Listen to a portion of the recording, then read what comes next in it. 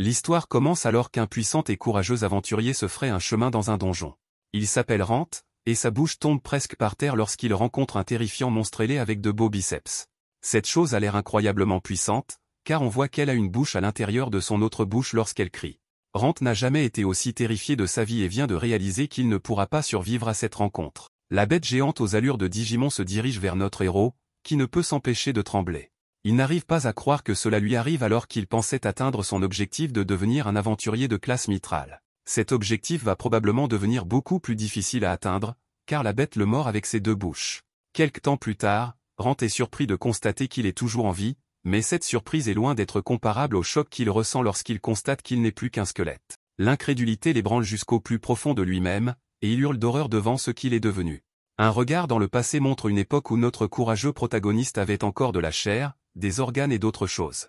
Ce type n'a aucune idée de ce qui l'attend, et il est donc très optimiste à l'idée de commencer une nouvelle journée d'aventure. Il est très tôt, ce qui est typique pour les aventuriers, mais il pense à la chance qu'ont les nobles et les érudits de pouvoir faire la grasse matinée. Se réveiller tôt sera le moindre des problèmes de ce type, et il explique qu'il est un aventurier de la classe bronze inférieure. Il est né et a grandi dans une ville bien trop petite pour figurer sur une carte et la traverse pour trouver du travail. Ses emplois sont fournis par la guilde des aventuriers et sont attribués en fonction du rang et des compétences de l'aventurier. La guilde procède probablement de cette façon pour éviter que des aventuriers stupides ne se fassent tuer ou se transforment en squelettes morts-vivants. Il y a une tonne de boulot, allant de l'extermination de monstres à la collecte de matériaux. Quelques crétins ennuyeux interpellent notre garçon, et Rant explique qu'il va retourner au labyrinthe parce qu'il n'y a pas de bons emplois. Ces dégénérés paresseux ne comprennent pas comment Rant peut travailler autant, et ils partent jouer à Fortnite. Rant explique que si la plupart des aventuriers aiment faire la fête, lui reste solitaire. Ce n'est pas pour une raison cool du genre lone ranger, mais parce qu'il n'est tout simplement pas très doué. Ce type est aventurier depuis 10 ans maintenant, mais il n'est encore que bronze, ce qui est l'avant-dernier rang. Il gagne sa vie en vendant des objets grâce au petit boulot qu'il accepte, mais il est très économe. Ce type mène une vie plutôt ennuyeuse, car il essaie d'être conscient de chacun de ses mouvements. Mais il a vraiment tout gâché, car il l'a vu entrer dans le labyrinthe qui allait le changer à jamais. Dans ce donjon entièrement exploré et complètement déserté, Rant a la surprise de trouver un passage secret. C'est une découverte étonnante, car il est probablement la première personne à l'avoir trouvé. Le mannequin ne se laisse donc pas abattre et commence à l'explorer. En parcourant la région, il se rend compte qu'elle est inexplorée et espère y trouver des armes magiques de grande valeur. Rant s'enthousiasme en réalisant qu'il peut même se faire une petite fortune en rapportant simplement cette nouvelle à la guilde. À ce stade, Rant est trop bête pour remarquer tous les signes évidents que cet endroit est super dangereux, et il se retrouve dans la pièce où il a trouvé la mort. Nous le voyons à nouveau se retrouver face à face avec ce qu'il appelle un dragon, et il nous explique qu'il s'agit du plus grand de tous les monstres. Selon la légende, les dragons prennent de nombreuses formes, et certains sont considérablement plus grands que les dragons ordinaires. C'est certainement le cas de ce dragon, qui semble avoir évolué vers sa forme finale. La pression exercée par cette bête terrifiante suffit à geler notre garçon, Rant, qui réalise instantanément qu'il n'a aucune chance face à Dragonman. De retour dans le présent, Rant se demande comment il est encore en vie après avoir été dévoré. La réalité choquante le frappe et il commence à se demander s'il est vraiment en vie plus qu'il n'est plus qu'un squelette. Ce qu'il est, c'est un monstre immortel connu sous le nom de mort-vivant. Bien sûr, ça a l'air cool, mais un évêque ou un prêtre pourrait facilement le détruire avec sa magie de purification, car les morts-vivants ne sont pas faits pour ce monde. Rant réfléchit beaucoup pour un type qui n'a pas de cerveau, et il commence à se demander s'il est vraiment mort. Il est toujours conscient et a ses souvenirs, il doit donc être vivant dans une certaine mesure. Incapable de répondre à toutes ces questions existentielles, Rant prend la direction de la ville, mais il se rend vite compte que cela ne lui apportera que des ennuis. Il sera capturé et probablement exécuté. Rant ne veut pas mourir tout de suite, mais il se trouble lui-même lorsqu'il recommence à s'interroger sur son existence. Rant décide finalement d'ignorer tous ses problèmes et de quitter cette pièce au plus vite. En sortant, Rant explique les mystères des labyrinthes. Personne ne sait vraiment d'où ils viennent ni comment ils fonctionnent. Il en existe de nombreux dans le monde entier, et des tonnes de trésors précieux peuvent être trouvés à l'intérieur de ces labyrinthes. Cependant, des monstres rôdent à chaque coin de rue. Tout le monde est occupé dans un nouveau labyrinthe en ce moment, mais des aventuriers solitaires devraient arriver dans ce donjon dans quelques jours. Rant a l'intention de leur demander des conseils sur sa situation, mais il se rend vite compte qu'il va devoir apprendre à parler sans langue. C'est alors qu'un véritable monstre squelettique apparaît, et Rant se prépare à combattre son jumeau. Il ne peut même pas se déplacer correctement tant il se sent lourd, et il se dit que cela doit avoir un rapport avec son manque de muscles et toutes les autres choses qu'ont les non-morts. Il était déjà assez faible en tant qu'humain, mais là, c'est encore pire. Ces squelettes étaient en fait assez faciles à vaincre pour lui en tant qu'humain, mais il ne peut même pas lever son épée sans tomber. Rant panique car il est totalement vulnérable, mais ce stupide squelette est encore pire que lui. Rand se rend compte qu'il ne peut pas utiliser de technique d'épée sophistiquée puisqu'il n'est qu'un tas d'os flottants, mais il se souvient qu'il peut utiliser l'énergie spirituelle. Heureusement, cela fonctionne même s'il n'est plus vraiment un humain, et il l'utilise pour augmenter ses capacités physiques. Sa puissance d'attaque augmentée, Rand détruit complètement le crâne de son adversaire, mais il est choqué lorsque l'objet se met à briller. Il se rend compte qu'il vient de récupérer l'énergie spirituelle qu'il venait d'utiliser et se demande ce qui peut bien se passer. Un coup d'œil dans le passé montre une nana en train d'enseigner à Rand une chose ou deux sur les monstres. Ils ont une caractéristique mystérieuse, avec le temps et l'expérience, ils évoluent vers de plus grandes choses. C'est vrai pour les humains aussi, puisqu'ils grandissent avec l'entraînement, mais les monstres sont d'un autre niveau. Elle prend l'exemple des squelettes. En général, les squelettes restent des squelettes, mais en de rares occasions, ils se transforment en ghouls. C'est ce qu'on appelle l'évolution existentielle, et Rand en a une idée. Il pense que les ghouls sont aussi des morts vivants, mais qu'elles ressemblent à des humains puisqu'elles ont de la chair. S'il parvient à devenir une ghoul, il n'aura plus qu'à porter des robes et des masques pour pouvoir retourner en ville sans que les gens soient terrifiés par son corps désossé. Rand retrouve un peu d'optimisme car son nouvel objectif est désormais de vaincre les monstres du labyrinthe et de devenir une ghoul. De retour en ville, l'amie de Rand est déçue qu'il ne soit pas venu, elle va donc se préparer un dîner. De retour dans le donjon, nous constatons que Rand travaille dur puisqu'il a déjà vaincu 5 squelettes. Il a retrouvé sa mobilité et a appris que la lumière de ses ennemis vaincus le guérit. Grâce à cela, il peut utiliser l'énergie spirituelle à chaque combat. Rand décide de trouver des monstres plus forts et trouve un Slim. Ils sont encore considérés comme faibles, mais il ne faut pas les sous-estimer. Les attaques physiques ne sont pas aussi efficaces sur ces types de monstres, mais Rand n'a pas la capacité d'utiliser la magie offensive. Tout ce dont il est capable, c'est d'allumer du feu, ce qui n'est pas adapté au combat. Il décide donc d'attaquer quand même avec son épée. Il n'y a que 2 façons de vaincre un Slim, soit en perçant son noyau, soit en le brisant jusqu'à ce qu'il ne puisse plus se régénérer. Après avoir esquivé l'attaque du Slim, Rand contre-attaque et est choqué de voir qu'il a réussi.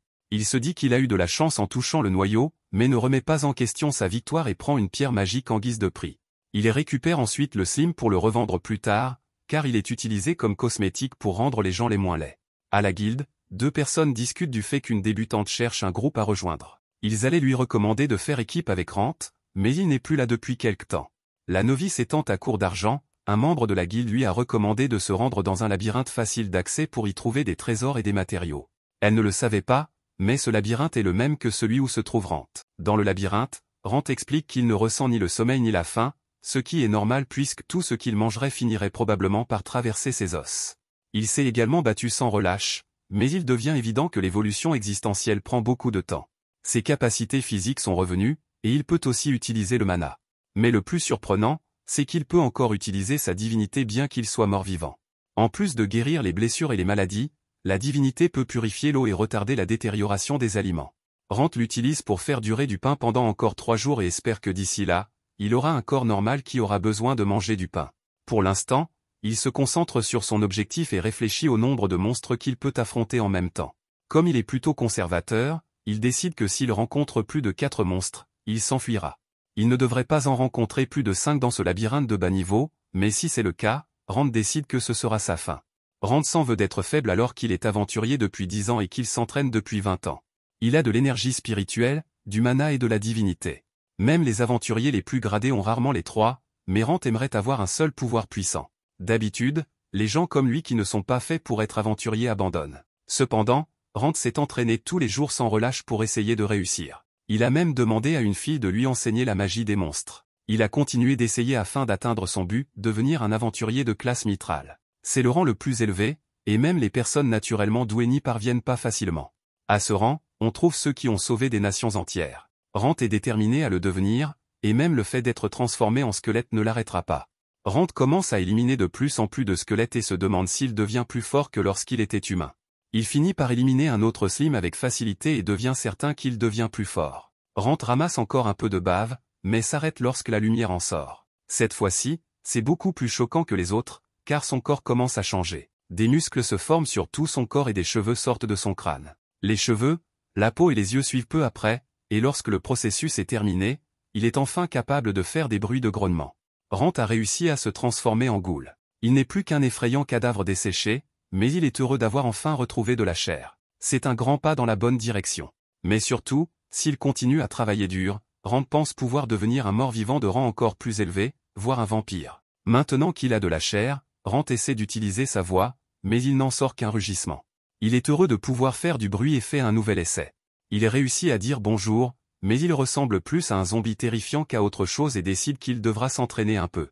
Il avance et rencontre des gobelins, alors il donne un coup d'épée pour les tuer. Bien qu'il soit difficile de s'attaquer à 2 gobelins en même temps, il est conscient de l'environnement le plus sombre, et le tourner en sa faveur n'est pas un gros problème pour lui. En quelques coups, il les a mis à terre. Rant est choqué de constater qu'il est devenu plus fort que le corps du squelette. Plutôt que de devenir une goule et d'avoir l'apparence d'une goule, il peut vaincre le pouvoir des humains. Comme il l'avait déjà admis avec plaisir, il est devenu plus robuste. Il est surprenant de constater qu'il a gagné en divinité mana et en puissance jour après jour. Grâce à cela, il peut améliorer son épée et son corps. C'est alors que 2 autres gobelins se précipitent vers lui pour embrasser le sourd. En quelques coups, Rant les contraint à lécher la poussière. Après les avoir éliminés, il entend le cliquetis de l'épée, qui lui révèle qu'il n'est pas seul sur place. En suivant le bruit, il remarque une belle fille qui fait face au squelette. Comme elle se trouve à un niveau plus élevé, mettre le squelette à genoux est une tâche périlleuse pour elle. Pourtant, grâce à sa détermination et à sa force physique, elle a réussi à abattre le squelette. Rant, qui la surveille discrètement, est content de voir une humaine après un long moment. Il préfère rester là malgré le désir de s'entendre avec elle. Si elle a jeté un seul regard sur lui, il a peur qu'elle soit morte de peur. Il a donc décidé de la surveiller au lieu de se présenter. En la regardant, il la chérit, et bien qu'il ait perdu son corps, l'échange de force est une bonne chose. Il est quelque peu satisfait en y pensant. De plus, Rina est assez fatiguée pour mourir et faire place nette. Rand s'avère toujours une ordure pour les autres aventuriers, car son niveau s'est figé. Pourtant, il s'est fait une place et personne ne veut le mettre à la porte. En la regardant partir dans la mauvaise direction, il ne peut rien faire d'autre que de la suivre. Elle invite à la mort en allant là. Il n'a pas le temps de s'attarder qu'un squelette surgit par derrière. Les deux commencent à se battre, et elle esquive difficilement les attaques du squelette. Comme elle a battu le squelette précédent, elle est épuisée. Rand peut observer sa maîtrise de l'épée. Pourtant, ses capacités présentent de nombreuses lacunes. En évitant l'attaque du squelette, elle veut le maîtriser, mais elle ne peut pas faire attention à ce qui l'entoure. Elle essaie de prendre le dessus sur lui, et une chose lui trotte constamment dans la tête. Elle veut devenir une aventurière de haut rang. En pensant à cela, elle donne un coup d'épée, mais le squelette est pris. Cela signifie qu'elle va bientôt mourir. Rand n'a plus d'autre choix que de se battre avec le squelette. S'il ne le fait pas, il devra regarder la fille mourir sous ses yeux. Comment peut-il regarder cela? Alors, en faisant abstraction de tout, il avance pour éliminer le squelette. D'un seul coup, il le met à terre. Voyant une goule devant elle, Rina fut effrayée et leva son épée pour riposter. Rand essaie de prendre la parole et de se présenter. Cependant, il est difficile de parler correctement parce qu'il est une goule. Il a besoin de beaucoup d'efforts pour apprendre à parler. Malgré cela, lorsque Rand prononce le mot aventurier de sa bouche, elle réalise qu'il était un aventurier. Mais de nombreuses questions surgissent dans son esprit. Comment est-il devenu une goule et que fait-il ici? Laissant tout de côté, elle demande s'il veut la tuer ou non. Pour dissiper ses doutes, il a jeté son épée en prouvant qu'il n'a pas l'intention de la tuer. De plus, avec des mots non identifiés, il demande des vêtements pour la guilde car il en a rassemblé une grande quantité. Il lui propose cette tâche, et en récompense, elle pourra garder la monnaie. Rina est prête à faire ce travail mais garde ses distances avec lui. Comment peut-elle oublier qu'il est une goule? Elle a peur de l'observer. Rand recule lui aussi et lui laisse le champ libre. Rina lui assure qu'elle accomplira son devoir et sort en le remerciant de lui avoir sauvé la vie. Rand sait que les aventuriers peuvent profiter de l'occasion en parlant des ghouls aux gens, et qu'ils peuvent obtenir une belle récompense. Mais Rand est convaincu qu'elle accomplira cette tâche sans lui créer d'ennui. Pour s'emparer des vêtements, elle se précipite chez le guide des aventuriers, qui s'inquiète pour elle car elle n'est pas revenue de sa mission. Rina lui explique qu'elle est prise dans un problème. Elle se renseigne également sur le magasin où elle peut se procurer des vêtements. Par ailleurs, Rand se bat contre un monstre visqueux qui l'attaque avec sa bave acide, mais il esquive toutes les attaques. Rand se rend compte qu'il n'est pas seulement plus fort physiquement, mais que son corps se déplace partout où il le peut. Ce faisant, il tranche le monstre dans le vif, ce qui lui vaut un triomphe avéré. C'est grâce à sa vision, qui s'est améliorée. Avant d'en dire plus, il entend la voix de Rina qui l'appelle. Il s'avance vers elle, qui lui a apporté des vêtements, mais elle a peur et lève son épée vers lui en considérant qu'il n'est pas Rand. Rand, qui est heureux de l'observer, précise qu'il est Rand car une autre goule ne peut pas être aussi avancée. Elle a honte de ses actes et lui demande pardon car il faudra du temps pour s'habituer à lui. Avec sa permission, il ouvre le polythène. Il regarde les vêtements, qui correspondent à ses goûts.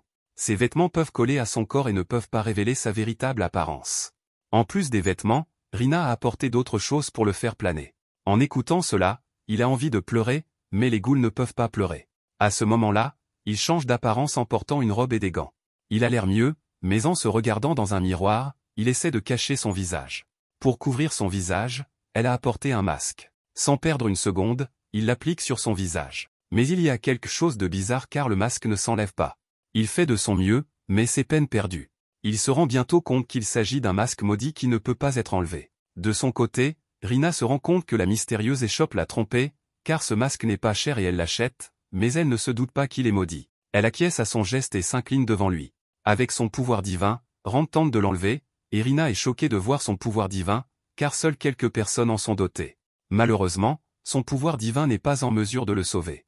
À plusieurs reprises, Rina lui demande pardon, mais il lui demande de ne pas avoir honte, car il peut donner une somme considérable au prêtre, et celui-ci peut l'enlever. Elle ne doit donc pas se condamner. Pour la consoler, il s'apprête à la toucher, mais il se rend compte qu'elle a peur de lui. Il s'apprête donc à s'éloigner d'elle lorsqu'elle lui tient la main. En réalité, elle a compris que Rand n'est pas un méchant, et qu'il n'y a donc aucune raison d'avoir peur de lui. Cependant, Rand comprend sa situation et lui laisse le temps de s'habituer à lui. Maintenant, ils ont décidé de se rendre à la guilde des aventuriers. Elle a apporté une calèche pour l'emmener ici. Elle lui fait part de la raison de sa venue. Elle a enregistré son nom dans la capitale, mais tous les membres sont compétents. En tant que novice, elle n'a pas de travail. Elle s'est donc installée à la campagne ouvirante. D'un autre côté, Rand admire son esprit et lui conseille de devenir un peu effrayante car ils n'ont qu'une seule vie. Mais le cas de Rand est différent. Ils arrivent bientôt, mais le problème est devant eux. Les gardes vérifient les pièces d'identité, ce qui lui cause des ennuis. S'il leur montre sa carte d'identité, ils peuvent le reconnaître. Mais elle avait une solution. Rina lui demande d'entrer par une autre porte. Rand s'inquiète pour elle. Si les gardes savent qu'elle est de la Goule, elle sera considérée comme une criminelle. Sa carrière d'aventurière risque d'être ruinée. Mais Rand lui a sauvé la vie et elle ne peut pas l'ignorer. Aussi, elle peut sacrifier sa vie pour lui. En montrant leur badge d'aventurier, ils sont autorisés à entrer. Bientôt, le garde se méfie de son apparence et lui demande d'enlever le masque. Rand leur demande d'enlever le masque s'ils le peuvent. L'un d'entre eux prend cela comme un défi et s'efforce de l'enlever. Bien qu'il soit épuisé, il ne parvient pas à l'enlever. C'est là que Rina révèle que Rand porte le masque maudit, qui ne peut être enlevé. De plus, Rand montre ses oreilles, qui peuvent révéler qu'il est humain.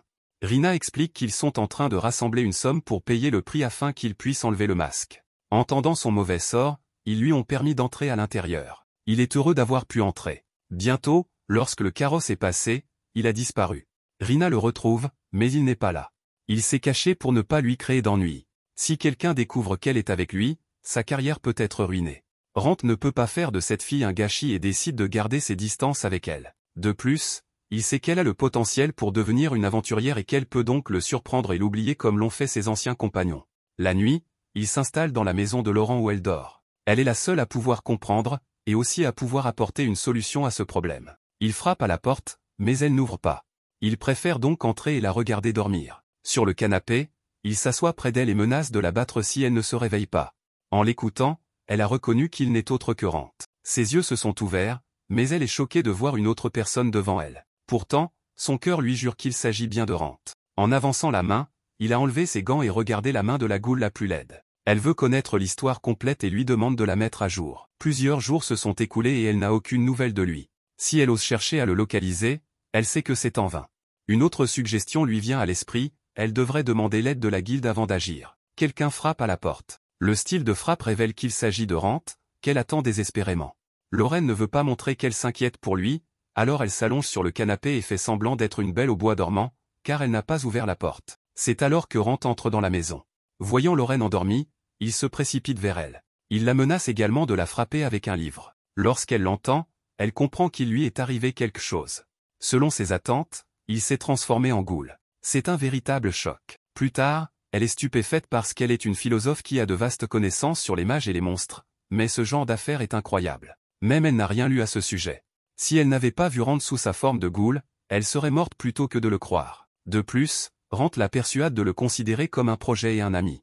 Elle ne s'intéresse qu'à cette affaire. Impolie, elle lui demande s'il s'est transformé en Goule et s'il est le même que Rand. Selon lui, ses souvenirs sont les mêmes que ceux de Rand, mais il n'est pas sûr de savoir s'il est resté le même ou s'il a changé. Il ne lui donne donc pas de réponse précise. C'est le style de Rand. Lorraine le sait, mais elle doute quand même de lui. En jetant un coup d'œil sur le corps de la Goule, Rand perd le but de sa venue. Il ne peut pas entrer dans la guilde avec cette apparence. Rand lui demande donc de l'aider à accomplir la quête à sa place. Bien qu'il soit devenu une Goule, son désir est de devenir un aventurier de rang mitral. Cette tragédie ne peut pas l'empêcher de réaliser son rêve. En échange, Lorraine exige de lui qu'il lui serve de projet de recherche. Elle n'exige pas grand-chose. Elle a juste besoin de sa peau et de sa chair pour l'analyser en profondeur. Le lendemain matin, Lorraine a déjà visité la guilde. En vendant le liquide visqueux et d'autres choses, elle a rapporté une énorme somme. Même Rand est étonné de voir une telle somme. La qualité du liquide visqueux est raffinée. Grâce à cela, ils peuvent créer des cosmétiques de qualité. Alors pourquoi ne mériterait-il pas une quantité considérable? En prenant cela, il se rend dans une forge. Pendant qu'il s'y rend, de nombreuses personnes l'observent. Son apparence est comme un fantôme pour eux. Même certaines filles le détestent. En laissant tout de côté, il s'est rendu à l'atelier. Il y rencontre la femme d'un forgeron. Au début, elle est effrayée par son apparence, mais devant sa gentillesse, elle redevient normale. De plus, elle sent qu'il y a quelque chose de louche derrière son apparence. Plus tard, il lui montre des épées, ce qui ne fait qu'empirer son état. Il a utilisé la magie de l'esprit et du mana sur cette épée au-delà de ses limites. Cette épée n'est donc pas défectueuse. Au cours de la conversation, il révèle qu'il peut utiliser la puissance divine. En entendant cela, elle est choquée à mort, mais il lui demande de garder le secret parce qu'il ne veut pas être mis en avant aux yeux de tous. C'est ainsi qu'il pourra révéler sa véritable personnalité. C'est alors qu'il lui donne une belle somme pour préparer une épée époustouflante pour son prochain combat. Pour préparer l'exigeante épée, son mari, qui crée l'épée de haute lutte, a besoin de temps. Dans la maison, Lorraine fait des recherches sur les ghouls. Ce sont des monstres qui naissent grâce aux monstres puissants. Ces monstres n'ont pas encore le désir de manger de la nourriture. Au lieu de cela, ils se nourrissent en mangeant des humains. La chose la plus importante est leur mémoire émotionnelle, qui disparaîtra lorsqu'ils se transformeront en ghouls. Mais dans le cas de Rant, c'est l'inverse, car elle peut sentir son ancien Rant. Elle ne peut donc pas le nier. Dans ses souvenirs, alors qu'elle est jeune, elle se rend dans la forêt d'Aï pour sa quête. C'est alors que quelqu'un la rencontre. Il lui demande d'emmener un jeune homme avec elle. Ce jeune garçon n'est autre que Rant. Rant fait partie des débutants de niveau fer. Il peut donc acquérir de l'expérience auprès d'elle. Ce qui est intéressant, c'est qu'elle ne doit pas le payer. Elle n'a donc pas d'objection car elle peut l'utiliser pour porter ses affaires dans la forêt. Elle trouve des herbes, mais cela s'avère difficile pour elle. Très jeune, elle a obtenu le titre de plus jeune professeur et a été nommée aventurière de rang argent. Pourtant, elle a l'impression que tout le monde autour d'elle est étrange et ennuyeux. Elle ne fait que cela pour tuer le temps et rendre sa vie plus agréable. Heureusement, elle a trouvé l'herbe dont elle mourait d'envie. De plus, elle utilise la bonne technique pour l'obtenir. Si quelque chose ne va pas, tous les efforts seront perdus. Pour garder l'herbe dans le panier, elle demande à Rand d'apporter le panier. Alors qu'elle s'apprête à garder l'herbe, elle est choquée car Rand a déjà collecté de nombreuses herbes pour elle. Celui qu'elle considérait comme un abruti se révèle être un homme extraordinaire. Rand dissipe son malentendu en lui expliquant qu'il doit acquérir la connaissance des monstres et des herbes s'il veut devenir un aventurier. La seule raison de l'envoyer avec elle est sa sécurité. Il s'inquiète pour elle, c'est pourquoi il a demandé à Rand de la rejoindre. Pendant ce temps, un monstre apparaît. Ce monstre a la mauvaise intention de les tuer avec sa flèche meurtrière. La jeune fille est morte de peur, même si elle est de rang argent. Elle est un peu terrifiée à l'idée de savoir quoi faire. Maintenant, c'est étrange. Les sens de Rand se sont activés, et il lui dit d'utiliser Foda Borbu. En utilisant son pouvoir, elle crée un bol de feu qui éclate sur lui avec son attaque. Le monstre est éliminé, et Rand est mis à l'écart en observant son pouvoir de domination. Selon Lorraine, ses pouvoirs ne sont rien. En observant son pouvoir, il s'est rendu compte qu'elle manquait d'expérience. Même elle n'a pas l'habitude de s'attaquer à des démons. Tout cela est dû aux gens qui l'entourent. Chaque fois qu'elle part en quête, les gardes l'accompagnent. Elle n'a donc pas besoin de s'occuper des monstres. De plus, elle demande à Rand de lui enseigner les techniques de combat et les herbes. Rand est assez gentil et donne son accord. Après cela, ils ont passé du temps ensemble. De plus, elle est témoin de sa lutte acharnée pour devenir l'aventurier du niveau mitral. Au fil du temps, elle a beaucoup changé car elle s'est rendue compte que les gens autour d'elle se préoccupaient d'elle. C'est à ce moment-là qu'elle porte son attention sur l'homme. Si elle n'a pas répondu à temps, elle peut être réprimandée. Par ailleurs, Rand rencontre le forgeron et lui confie la tâche de créer l'épée. L'affaire étant réglée, il se serre la main. La femme du forgeron sait qu'il n'a pas d'épée pour combattre le monstre. Elle lui a donc donné une épée alternative grâce à laquelle il peut utiliser son mana et son esprit. Mais attention, il est prié de ne pas utiliser d'autres objets, sinon l'épée risque d'être brisée. Plus tard, il a déménagé. Un forgeron et sa femme s'inquiètent pour lui. Ils savent qu'il souffre d'une malédiction ou de quelque chose de ce genre, mais il ne leur en parle pas. Au contraire, il n'a jamais demandé leur aide. Même eux meurent d'envie de l'aider, mais ils ne peuvent rien faire d'autre que de partager son problème. La raison pour laquelle il ne partage pas son problème est qu'il ne peut pas leur causer d'ennui. Chez Lorraine, elle lui a préparé un repas. Mais elle n'est pas contente car il n'a pas envie de manger. De plus, elle lui fait part de son analysant ce qu'il est différent des autres ghouls. Il y a quelque chose qui ne va pas dans l'évolution existentielle. Grâce à cela, il est devenu une goule. Sa prochaine étape ne connaît que le destin. Rand espère le meilleur. Il souhaite être promu à un rang similaire à celui des humains. Pour accéder à cette évolution, il doit devenir plus fort en tuant le monstre. Pour tuer le monstre, il doit à nouveau pénétrer dans le labyrinthe. En observant son esprit, elle a compris que Rand ne changera jamais. Il est son Rand.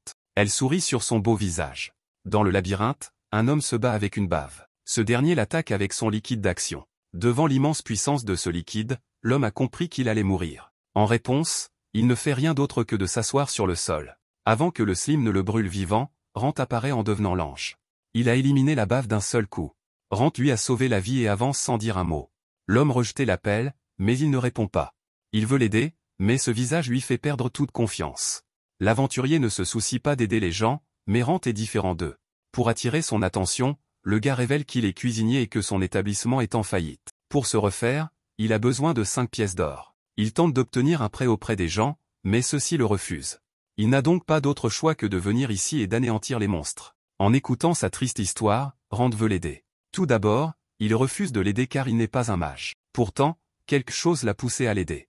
Enfin, il a donné son accord. Il peut l'aider à porter ses affaires, et le gars est choqué d'avoir reçu une réponse positive. Après cela, ils ont continué à avancer. Le seul chemin secret qu'ils connaissent. Le gars qui ne sait rien est persistant parce qu'il y a un cul-de-sac. Mais sa bouche est grande ouverte lorsqu'il regarde le chemin secret. Lorsque Rand entre à l'intérieur, il ne trouve pas le dragon. Le dragon s'est échappé d'ici. Pendant ce temps, le gars trouve un autre chemin. Les deux mènent par là, et il n'a pas peur de Rand. Il avance donc sans réfléchir. Même Rand essaie de l'arrêter parce qu'il a vu la téléportation. Cette téléportation de Runa n'est vue que par Rand. Lorsqu'il s'est arrêté sur l'action de téléportation, Runa a disparu. Rand sait que cette téléportation de Runa va l'emmener dans un autre monde. C'est un endroit où les monstres sont plus puissants que n'importe qui. Son esprit lui dit de s'enfuir, mais il n'est pas du genre à laisser les gens dans le pétrin. Rand l'a donc suivi et a atteint un autre endroit. Là, un squelette géant apparaît, prêt à l'éliminer. En le regardant, Rand est effrayé et réfléchit à un plan pour le tuer. Rand revient après avoir terminé son premier travail en tant que nouveau Rand et réfléchit à la nécessité d'un sac magique pour un aventurier solitaire comme lui. Il lui a fallu 5 ans pour économiser l'argent nécessaire, mais cela en valait la peine. Notre garçon Rand a bien préparé et conservé la viande d'ORC, et Sheila est certaine que le client sera satisfait. Le travail est terminé, et on commence déjà à parler de la rapidité avec laquelle le nouveau Rand a abattu 3 orques à lui tout seul. On se demande qui est ce nouveau venu, et Rand se rend compte qu'il se fait peut-être un peu trop remarquer en tant que débutant dans la classe des fers à repasser. Sheila revient, et Rand est choqué de voir que son manager lui a suggéré de passer l'examen de promotion. Il est rare que quelqu'un ait cette opportunité si peu de temps après son inscription, mais il pense que le nouveau Rand a du potentiel. S'il réussit l'examen, Rand passera en classe bronze, alors il accepte. Lorraine est heureuse d'entendre la bonne nouvelle, mais Rand ne fait que créditer son nouveau corps. Lorraine lui dit de ne pas se dévaloriser, car c'est lui qui est capable de contrôler ce corps. Lorraine est très déçue d'apprendre qu'il s'est appelé Rand Vivi parce que c'est son nom de famille et que cela pourrait éveiller les soupçons. Rand fait remarquer qu'un homme étrange traînant dans sa maison créerait beaucoup de rumeurs, et qu'il était donc préférable qu'il se fasse passer pour un membre de sa famille. Lorraine accepte cette réponse, mais lui dit également de ne pas s'inquiéter de sa réputation. Elle n'est qu'une universitaire fauchée qui est venue s'installer dans cette ville parce qu'elle n'arrivait pas à s'en sortir dans la capitale. Elle ne se soucie pas de ce que les gens pensent d'elle, mais Rand préfère ne pas lui causer d'ennui. Lorraine fait remarquer que notre garçon fait toute la cuisine, la lessive et le ménage, et qu'elle lui doit donc plus qu'il ne lui doit. Rand pense que c'est loin d'être vrai puisqu'il n'est si humain que grâce à elle. Ces paroles touchent Lorraine et elle propose à Rand de rester avec elle aussi longtemps qu'il le souhaitera. Comme il n'y a rien de mal à s'imposer à sa famille, il accepte son offre. Le lendemain, Rand arrive à la guilde, prêt pour son examen. Sheila est choquée qu'il soit venu si tôt, car elle pensait qu'il attendrait le prochain examen pour avoir le temps d'étudier. Le prochain est dans plusieurs mois, et il n'est pas question qu'il attende aussi longtemps. Un aventurier paresseux arrive en retard après avoir regardé trop de vidéos d'otaku manga mode, et Rand se dit qu'il va perdre des points. Un aventurier qui n'arrive pas à l'heure n'est pas digne de confiance et échouera probablement à l'examen. La première partie de l'examen testera les connaissances de l'aventurier, il sera interrogé sur les règles de la guilde et sur la façon de gérer les chutes de monstres. Seuls ceux qui réussissent pourront passer à la partie pratique de l'examen, leur pratique change à chaque fois, et Rand pense à la cueillette d'herbe qu'il a dû faire la première fois qu'il a passé l'examen. L'épreuve écrite commence et Rand reconnaît la jeune fille du labyrinthe, Laura, son amie n'est pas là, Rand suppose donc qu'il passe l'épreuve orale. Il est rare que les gens normaux sachent lire et écrire, Rand a donc eu la chance de l'apprendre dans son village. Il a également appris tout ce qui est nécessaire pour cet examen, donc ça devrait être du gâteau. Par la suite, Le fan d'Otaku Manga Mode n'en revient pas de la difficulté de l'épreuve, on dit à Rand qu'il a obtenu la note parfaite. C'est extrêmement rare, mais Rand est heureux d'avoir réussi. Rand se demande ce que sera la pratique, et Sheila lui dit qu'il formera un groupe avec quelques autres et qu'il effectuera un travail pour la guilde. Rand fait la fête avec Rise et Laura, et Rise explique rapidement qu'il est un épéiste qui utilise l'énergie de l'esprit pour augmenter sa force lorsqu'il se bat. Laura est une mage et peut utiliser la magie de guérison. Les participants apprennent que le travail se déroulera dans le labyrinthe de la Nouvelle Lune, et que leur tâche consistera à atteindre le point indiqué sur leur carte. Le premier arrivé recevra une récompense à la hauteur de ses efforts, et tout le monde se rend vite compte qu'il s'agit d'une course. Rise se vante d'être déjà allé dans le labyrinthe de la Nouvelle Lune, mais Laura l'embarrasse lorsqu'elle lui révèle qu'ils n'ont fait qu'une partie du chemin.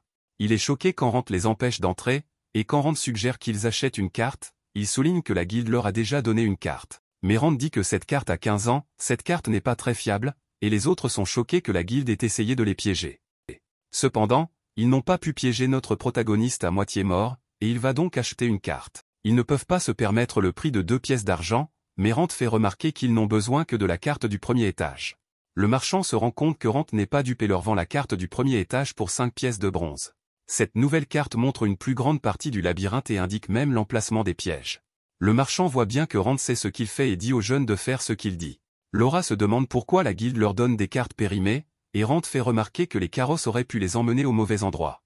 Un aventurier ne doit jamais baisser sa garde, et le but de l'examen est de vérifier s'ils ont ce qu'il faut pour être un aventurier. Ils rencontrent des squelettes dès leur entrée dans le labyrinthe, et Rand dit aux autres de ne pas baisser leur garde sous prétexte qu'il s'agit de monstres de bas niveau. Les jeunes montrent à quel point ils sont habiles en détruisant plusieurs squelettes, et Rand se dit qu'ils sont plutôt doués pour leur âge.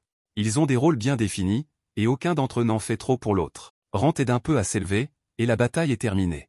Il remarque qu'il y a plus de monstres que d'habitude, et Rand en conclut qu'ils sont attirés là. Il trouve l'encens qui attire les monstres et révèle qu'une embuscade se prépare. Aucun des monstres présents ne devrait avoir ce niveau d'intelligence, mais Laura est choquée lorsque Rand lui révèle que ce ne sont pas des monstres. Rise n'arrive pas à croire qu'ils vont devoir se battre contre des humains, et c'est notre garçon Rand qui prend les devants. Rand bloque l'attaque initiale, mais Rise veut s'en prendre à lui. Rand laisse le gamin s'en prendre au premier gars et étonne Rise par ses talents d'esquive. Rand détruit complètement l'archer et ne laisse aucune chance au mage de faire quoi que ce soit. Laura aide Rise à prendre le dessus grâce à la lumière aveuglante, et Rand décide qu'ils n'ont pas besoin de son aide. Cela devient encore plus clair lorsque les jeunes montrent leur travail d'équipe et battent le chauve. Rise fait remarquer que ces types passaient aussi l'examen et qu'ils ont essayé de les faire échouer. L'examinateur a dit qu'ils étaient prêts à tout pour gagner, et Rand explique que les monstres ne seront pas leur seule menace, un aventurier ne doit jamais baisser sa garde. Et Rise déclare, à la surprise générale, qu'ils obéiront désormais aux ordres de Rand. En partant, Rand dit à la personne qui se cache de ramasser les ordures, et le gars est choqué que Rand ait su qu'il était là. Ce dernier explique que le type au masque semblait savoir qu'ils étaient envoyés par la guilde, et il se demande tout ce qu'il est.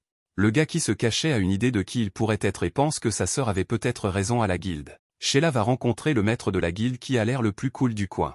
Sheila est responsable du nouvel aventurier Rand Vivi, et le maître de guilde veut parler de certaines rumeurs qu'il a entendues. Les gens ont commencé à dire qu'il s'agissait d'un criminel puisqu'il est sorti de nulle part et qu'il est très doué.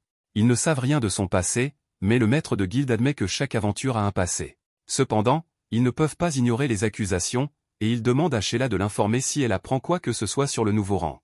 De retour dans le labyrinthe, notre groupe est presque arrivé à destination. Devant eux se trouve l'une des nombreuses salles de boss de cet étage, et il n'y a pas d'autre moyen d'arriver à destination que de la traverser. Les jeunes n'ont jamais combattu de boss, car ce n'est pas quelque chose que 2 classes de fer peuvent gérer. Rise s'offusque quand Rand lui demande s'il a peur, mais Rand lui explique qu'il n'y a pas de honte à éviter un combat que l'on ne peut pas gagner. D'autres examinateurs arrivent, et Laura est choquée quand Rand dit que c'est le moment idéal. Ce groupe insulte nos héros en les traitant d'énergumènes, mais Rand n'apprécie pas qu'on lui parle ainsi. Il dépasse les bornes en s'en prenant à Laura, mais Rise prend sa défense.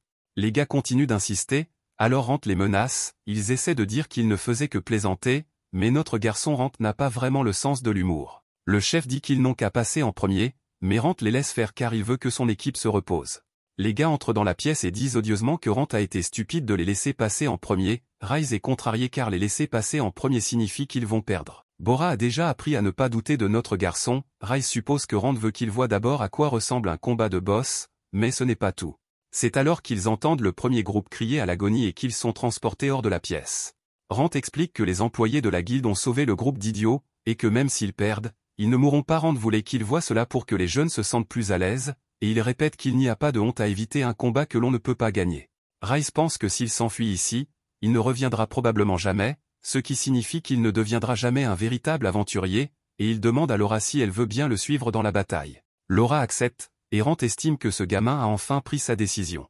Un aventurier qui a été brisé une fois devient faible, il n'est pas rare qu'il abandonne, mais Rice a pu le sentir et a choisi de ne pas s'enfuir. C'est une partie très importante de ce qu'il faut faire pour devenir un aventurier, alors ils se dirigent tous vers la salle du boss.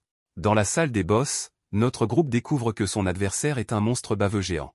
C'est un grand slim, et Rice déclare qu'ils ne peuvent pas se planter comme l'ont fait les autres avant eux. Rand pense que les choses ne se sont pas passées comme il l'espérait, il n'y a pas besoin de battre le boss pour l'examen, alors il espérait que l'autre gars le battrait pour eux. Rand décide d'accepter et Rice commence l'attaque. Le but est de viser le cœur du monstre, mais l'épée de Rice n'arrive pas à s'enfoncer très loin dans le monstre. Rice ne peut qu'esquiver pour l'instant, et Rand dit à Laura de se concentrer sur l'utilisation de sa magie. Un coup d'œil en arrière nous montre qu'ils ont planifié ce combat. Rand a révélé que les attaques physiques ne fonctionneraient pas contre ce monstre et qu'il devrait s'appuyer sur la magie. La puissante magie de feu de Laura prend du temps à s'activer. Rand a proposé de bloquer les attaques, mais Rice a insisté pour qu'il le fasse. Comme Rice est en train de se faire battre, Laura demande à Rand de l'aider au lieu de la protéger. Cela s'avère être un timing parfait puisque Rand parvient à sauver Rice. Tous deux travaillent ensemble pour repousser le slim, et Laura déclare qu'elle est enfin prête. Elle utilise sa grande attaque pyroflamme et enflamme le slim, ce qui a pour effet de faire fondre le slim. Mais ils doivent se dépêcher de détruire le noyau avant qu'il ne se régénère. Rice écrase le noyau et les jeunes aventuriers célèbrent leur victoire. Rice se demande ce que fait Rand, qui lui explique que le liquide visqueux a une grande valeur. Même s'ils partagent l'argent de la vente, ils obtiendront tous au moins une pièce d'argent chacun. Alors qu'ils sont occupés à collecter du liquide visqueux, un autre groupe d'examinateurs les traite de pigeons et se précipite vers la sortie. Rice craint de perdre face à eux, mais Laura lui dit étonnamment de ne pas s'inquiéter. Rand savait que Laura comprendrait ce qu'il sait déjà, et qu'il y a un piège de gaz dormant devant eux. C'est juste avant l'objectif que les gens baissent le plus leur garde. Cela ne change rien et Laura explique que le fait d'arriver le premier à la sortie n'a pas d'importance. Laura demande à Rice de repenser à l'explication de la guilde et lui fait remarquer qu'ils n'ont pas dit un mot à ce sujet. La guilde a tout organisé pour qu'ils pensent qu'il s'agissait d'une course, mais ce n'est pas le cas, et c'est pourquoi Rand a laissé l'autre groupe partir avant eux. En réalité, le seul véritable travail d'un aventurier est d'accomplir sa tâche avant la date limite. Rice aurait aimé que ce soit plus clair, mais Rand fait remarquer qu'un vrai aventurier doit être capable de penser par lui-même. Une fois arrivés à destination, un homme les félicite d'être les premiers. Les jeunes ont appris qu'ils ne peuvent se fier à rien et demandent une preuve que cet homme fait partie de la guilde. Il le confirme et leur donne des petits jetons, lorsqu'ils les montreront à la guilde, ils deviendront des aventuriers de classe bronze. Les 3 premières équipes arrivées reçoivent également un petit bonus, et donc des potions. Cette partie de l'examen est terminée, mais Rand aimerait qu'ils fassent une petite excursion avant de rentrer chez eux. Rand les emmène à l'étage suivant et leur explique que les labyrinthes dépassent l'entendement humain. Rand est troublé par cette déclaration, mais ce qu'il voulait dire devient clair lorsque Rand les emmène dans une pièce qui ressemble à une forêt. Il y a de la lumière dans cette pièce, et Rand les a amenés là pour leur donner un exemple de ce à quoi ressemble le monde dans lequel ils s'apprêtent à entrer. Ils veulent l'explorer, mais Rand leur explique que l'examen n'est vraiment terminé qu'à leur retour à la guilde. Ils retournent bientôt à la guilde où l'examen se termine officiellement. Rice veut savoir s'ils sont officiellement en classe bronze, mais Sheila est interrompue par le rapport. Rand révèle que ce type les a observés tout au long de l'examen, et il explique que l'examen teste également le genre de personne que l'on est. Ils ne peuvent pas augmenter le rang de quelqu'un s'il n'est pas le bon type de personne, mais notre groupe a également réussi cette partie de l'examen. Ils sont maintenant officiellement de la classe bronze, et ils se réjouissent tous. Rand remercie ses nouveaux amis pour leur aide, mais ils savent que c'est grâce à lui qu'ils ont pu devenir de vrais aventuriers. Ils aimeraient demander à Rand de continuer à partir à l'aventure avec eux, mais Laure sait déjà que ce ne sera pas possible. Elle est assez intelligente et elle sait que Rand a un objectif bien différent du leur. S'il leur a appris tant de choses pendant l'examen, c'est pour qu'ils puissent se débrouiller seuls. Il le considère comme un camarade et espère repartir à l'aventure avec lui un jour, après avoir fait leurs adieux. Sheila révèle qu'elle a une question importante à poser à Rand et lui demande de l'accompagner. Elle est certaine que Rand est assez intelligent pour savoir pourquoi, et Rand pense à la façon dont elle a dû découvrir qui il était vraiment. Rand se demande si la guilde veut le punir pour ce qu'il a fait, mais elle ne répond pas. Rand décide de ne plus jamais retourner dans cette guilde, mais Sheila lui révèle qu'elle veut juste savoir ce qui lui est arrivé. Rand décide de l'accompagner au lieu de partir, car sa voix donne l'impression qu'elle s'inquiète pour lui. Rand ne révèle pas grand-chose, mais il dit qu'il a affaire à quelque chose dans lequel il ne veut impliquer personne d'autre. Sheila révèle alors, à la surprise générale, qu'elle n'a rien dit à la guilde sur la véritable identité de Rand. Elle n'en a dit que quelques mots à l'homme qui le surveillait pendant l'examen. Mais c'est son frère et il s'est gardé un secret. Il est clair que Rand a du mal à lui faire confiance, C'est pourquoi Sheila lui présente un contrat magique. S'ils acceptent le contrat, elle subira une pénalité soutenue par la force magique pour avoir partagé son secret. La sanction est plutôt sévère, car si elle la rompt, Sheila devra quitter la guilde. Mais ce n'est pas tout, car elle sera alors contrainte de se rendre dans un pays où l'esclavage est légal, et elle devra devenir une esclave. Rand pense que c'est trop extrême, mais Sheila veut montrer à quel point elle est sérieuse. Rand veut savoir pourquoi elle va si loin, alors elle explique qu'elle veut simplement l'aider et non pas parce qu'elle fait partie de la guilde. Rand l'a aidée à devenir la personne qu'elle est aujourd'hui, et elle lui fait remarquer que beaucoup de gens lui sont reconnaissants. Rand accepte sa demande et signe le contrat. Il n'arrive pas à trouver une bonne façon de tout expliquer, alors il se contente de lui montrer son visage. Rand voit bien qu'elle est terrifiée et il est sûr qu'elle regrette de l'avoir demandé maintenant. Sheila ne le regrette pas du tout, car elle préférerait savoir s'il souffre autant. Elle est alors choquée lorsque Rand lui révèle qu'il est un monstre mort-vivant. Rand lui demande de bien réfléchir et lui demande si elle pense vraiment pouvoir l'aider. Il explique qu'il n'a aucune intention de faire du mal à qui que ce soit, mais c'est à elle de décider si elle le croit ou non. Sheila l'empêche de partir et lui explique qu'elle lui fait confiance. Rand a toujours été quelqu'un de bien, et cela s'est encore vérifié récemment lorsqu'il a aidé Ryze et Laura à apprendre à devenir des aventuriers. Sheila a pris sa décision et promet d'aider Rand de toutes les manières possibles. De retour à la maison, c'est au tour de Lorraine d'être choquée lorsque Rand amène Sheila avec lui. Sheila révèle que Rand lui a tout raconté, mais Lorraine souligne la naïveté de sa venue. Rand est un monstre mort-vivant et Lorraine est une universitaire à l'allure douteuse, ils gardent un sombre secret. Elle souligne donc à quel point il était dangereux pour elle de venir dans la maison d'une sorcière et d'un monstre. Dans le pire des cas, elle pourrait devenir leur nourriture. Mais Sheila sait que Lorraine n'est pas considérée comme une sorcière, mais comme une excellente chercheuse. Lorraine la fait rire en lui disant qu'elle chasse le sang, mais elle devient sérieuse et souligne que c'est ce que Rand est devenu. La salle devient silencieuse et tout le monde attend la réponse de Sheila.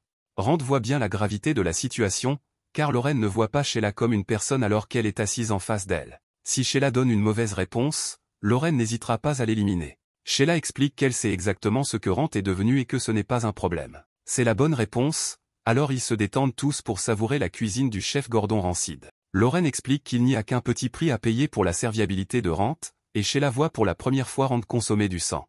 Lorraine est heureuse d'apprendre que ces deux-là ont signé un contrat, mais Sheila révèle que Rand s'est trop fait remarquer ces derniers temps. Plusieurs aventuriers débutants ont disparu et la guilde pense qu'il s'agit d'une série d'enlèvements. Rand a démontré qu'il était très compétent, mais il semble aussi très suspect. Rand ne se comporte pas comme un débutant, et les gens répandent des rumeurs à son sujet par jalousie. Rand est étonné que les gens soient jaloux de lui maintenant, mais on lui rappelle que ce n'est pas une bonne chose.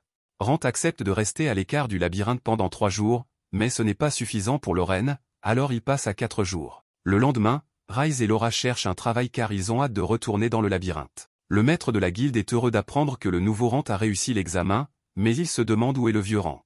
Le maître de la guilde souligne qu'il avait l'intention de le recruter dans la guilde, et Sheila pense qu'il serait un excellent ajout. Merci d'avoir regardé mon récapitulatif. Abonnez-vous à ma chaîne.